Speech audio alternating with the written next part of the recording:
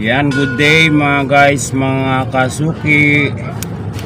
Ang gagawin ko ngayon ay isang quartz na relo. Ayan. Ito ay Swiss na na makina.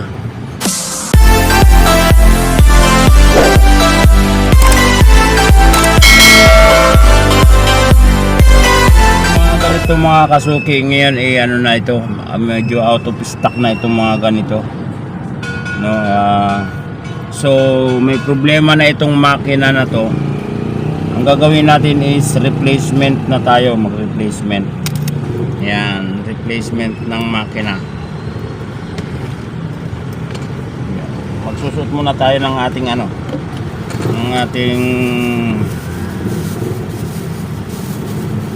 glove.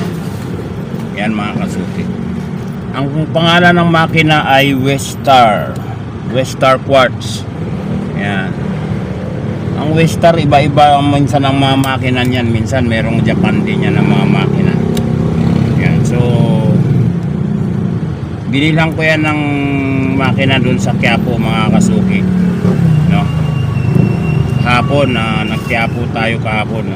Hindi ko pa na-upload yung natin doon, yung pagpunta. So ito ngayon, Westar. Ang replacement natin yan mga kasuki ay Ronda machine. Yan, Japan. Ang replacement natin mga kasuki ay Ronda machine, Swiss din na makina. Yan, ito siya, oh. Ginawa ko na rin ito dati mga kasuki, no, na may pinalitan ako, parang Westar din yun. Naalala ko, Westar pang lalaki. Oh yan, wala itong seconds.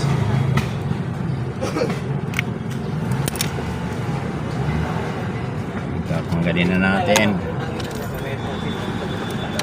Ito yung kanyang takip. So tanggalin natin siya. Yan. Itong gaya nga nang nasabi ko mga kasuki, itong ganito ngayon ay medyo out of stock na itong ganitong klaseng circuit block, kasi circuit block na problema nito eh. So mahirap nang hanapan o maghanap. So gagawin natin, replacement tayo ng makina. Ayan. Tanggalin muna natin ng hands, yung mga hands. Sapinan natin ang kanyang dial para hindi ma-damage o magkaroon ng gasgas. Tinanggal natin ang kanyang mga hands. Ang kanyang hands mga kasuki, wala itong seconds. Yan, tanggal na. Yan, mapansin ninyo mga kasuki, oh. Nagkaroon na siya ng parang kulay green. Yan, oh. Yun doon sa pagitan ng kanyang minute tsaka hour, yung cannon pinion. Yan, so pati ang nito, pati ang makina damay na, may problema na, no, yung mechanism niya. Ayan, tanggalin na natin. Yan na yung makina. Ayan, makita ninyo mga kasuki, oh. Nagkulay, nagkaroon ng umido. Ayan. Napansin ninyo yung ito, yan. So stuck na talaga yan. Pati dito sa likod ng dial niya. So ang gagawin ko ngayon mga kasuki, linisin natin tong likod ng dial para pag nilagay natin itong makina hindi magkaroon ng dumi. Yan, linisin natin ito. Marumi, oh.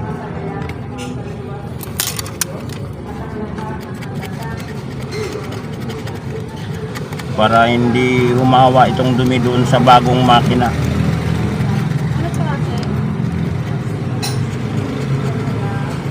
Kasi pagka ito ay humawa, ito ay pumasok mga particles nito doon sa bagong makina, kakaroon naman na ng problema. Hindi natin nilinis. Yan. Mansin ninyo, luminis siya. Wala yung mga dumi-dumi. Ano ko pwede na ako kumain? Sa fasting ka sa akin. Nag-diet ka eh. Tanggalin natin.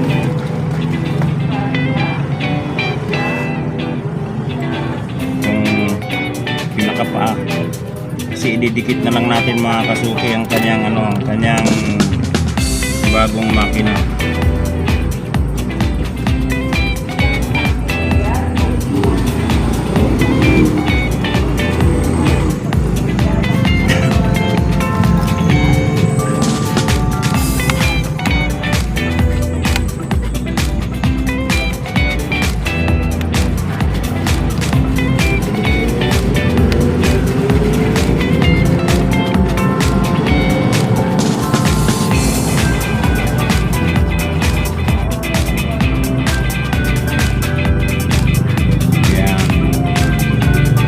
Yung paa nito mga kasuki tinanggal ko, gawa ng ang paa nito hindi sukat doon sa bagong makina.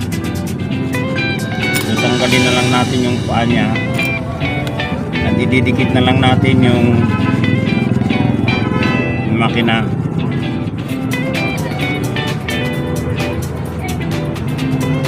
Ayan.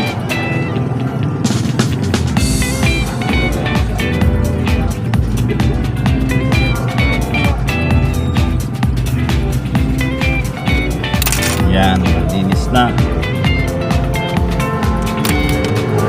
para hindi siya kakalso mga kasuki.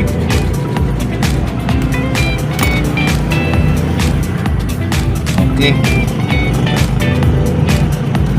linisin din natin ang kanyang dial. Okay naman, tsaka ang kanyang salamin medyo blurred. Punasan natin yan ng tissue.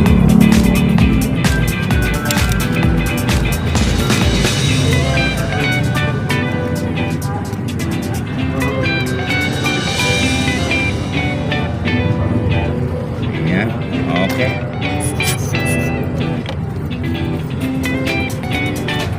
Ayan, medyo kumintab. Kanina blurb yan, malabo. Ngayon, ikakabit natin ang bagong makina.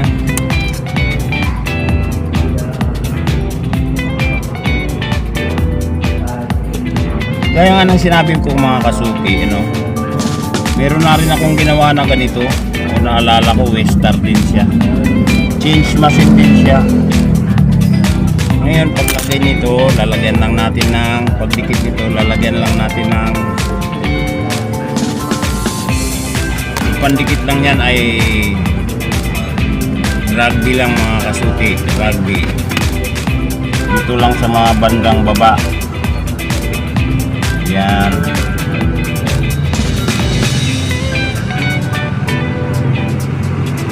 Nakakapit lang siya. Kasi pag natuyo naman ito mga kasuki, parang itong rugby, parang semento rin ito. Kapit na kapit.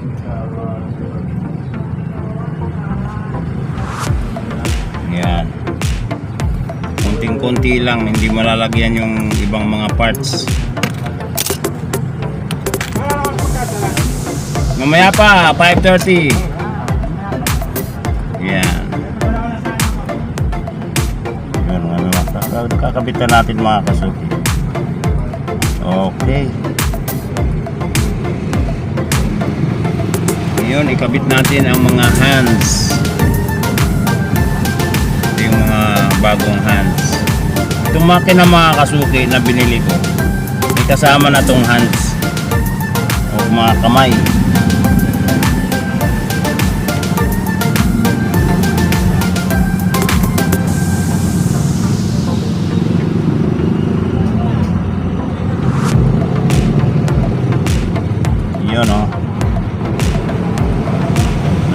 natin.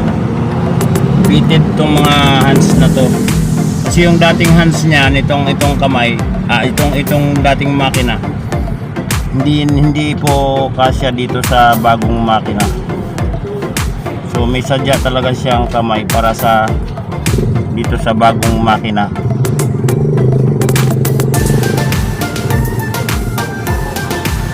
So ito na mga kasuki, ano. Ito na yung dating makina. Ayan. Pansinin nyo umido, nag-stack up. Ayan yung Canon pinion niya. Ayan. At saka yung pinakabitan ng hands na minute wheel at saka hour wheel. Ayan, nagdikit na siya. Yung Canon pinion tsaka hour wheel.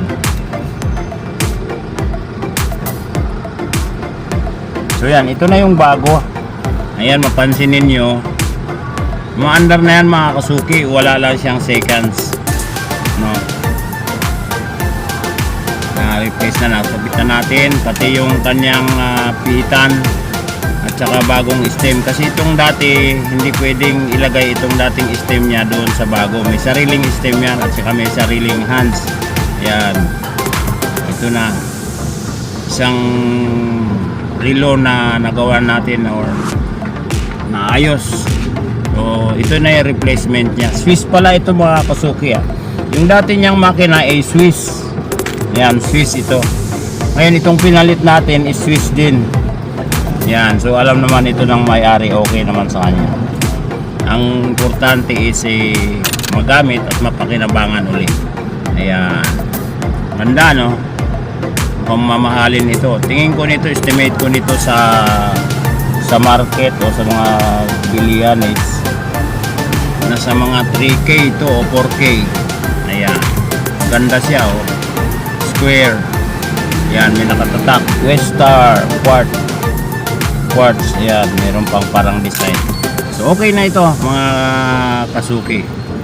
Isang relo na naman na naayos natin. Ayan, at ibabalik na natin ang kanyang takip. Ngayon lalagyan natin to ng petsa kung kailan natin ginawa para meron siyang 1-1 warranty. Ngayon ay June 7, kung di ako nagkakamali. Ayan mga kasuki, June 7 or 8, Saturday. Ayan. Ayan, nalagyan natin ng petsa. June 8 ko lang ngayon mga kasuki. June 8.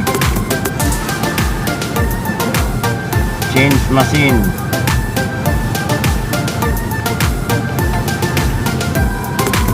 Ayan, may palatandaan tayo. June 8. Okay.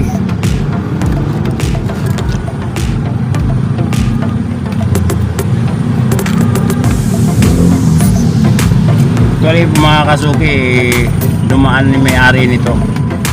Sabi ko, ikakabit ko pa ma'am. Ayan, meron tatak yung likod ng kaha niya. Westar Swiss. Yan, okay na mga kasuki. Isang relo na kinibangan. At saka meron pa rin pala siyang isang relo, no? Gagawin pa rin natin. Kuhan ito mga kasuki, Rado automatic original. So ito naman, ayan, kikita nyo, Rado original. Sa next ko naman upload, ito naman ang itatopic natin. I-check natin kung anong problema. Thank you. Saturday, June 8.